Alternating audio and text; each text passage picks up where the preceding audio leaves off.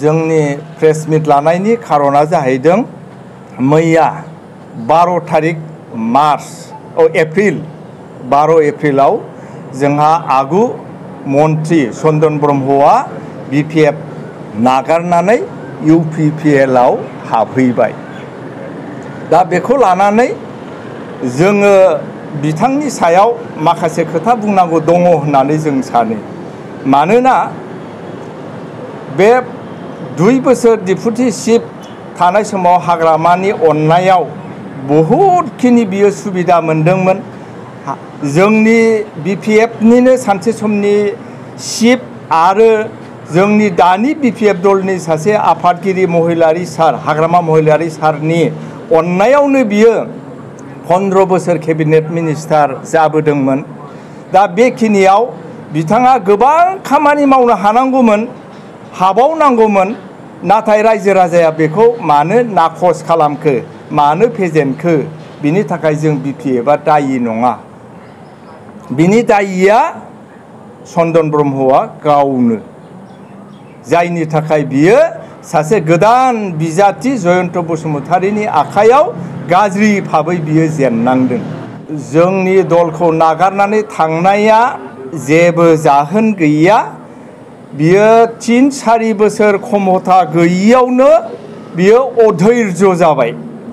नंखायनो बियो मोनसे सिमां नुदों, फैगौ जितु MP इलेक्शन 7 मेआव जानो गोनां जोंनि क'क्राझार लकसभा, बेवहाय जयन्त बसुमतारीया जिहेतु MP केन्डिडेट जाबाय, बिनि खालि जानाय जोंनि सिडली समष्टि MLA समष्टियाव बिथाङा हयथ' MLA मोनगोन, MLAनि बिजाथि मोनगोन बे आसायै बिथाङा थांदों।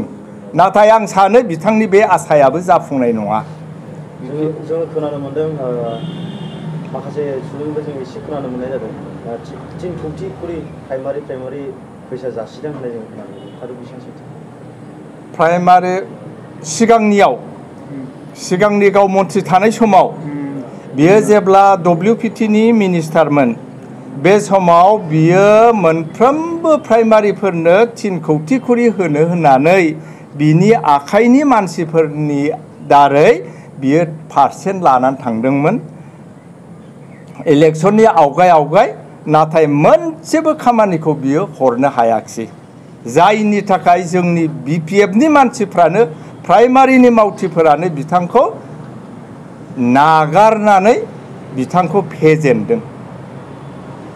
BPF दला हेमोग्ल'बिन गैला 5% दंसैना बिथाङा मैया UPPL जइन जाखांनायनि उनाव खौरांगिरिफोरनि सोंथियाव BPFआ हेमोग्ल'बिन दंना गैया चन्दना गाव बुजिनानै लानाया मोजां।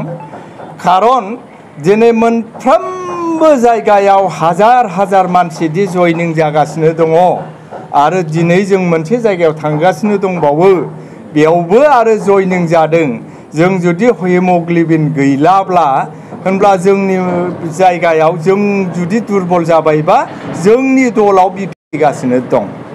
बिथांनि बे बुंनाय बाथ्राया एखे नंखाय, गावनि माखासे सार्थखौ लानानै बुंनाय रावसो। जुदि बिथाङा UPPL आव थांनानै बिराद समाजनि जातिनि खौसेथिनि बाथ्रा सानदोंब्ला, BTC बा BTR नि जौगानायनि बाथ्रा सानदोंब्ला, बिथाङा साननानै नाय दिनै BTR सुक्तिनि मा दफाया जाफुंखो, बा मा खोथा होनायफोरखौ मावफुंखो।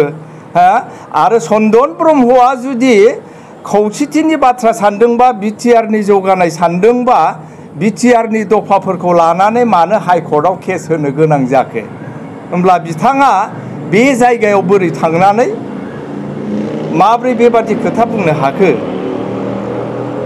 बेनिफ्राय जों बुजियो बिथाङा बेयाव क्षमता गैयि, 3 बोसोर क्षमता गैयिखौनो उसुखुथु जानानै थानो हायैनि बिथाङा बैयाव 6-7 मासनि उनाव MLA जानायनि आसाजोंसो थांनाय राव आरो बेफोर बाथ्राया, बेफोर रावा।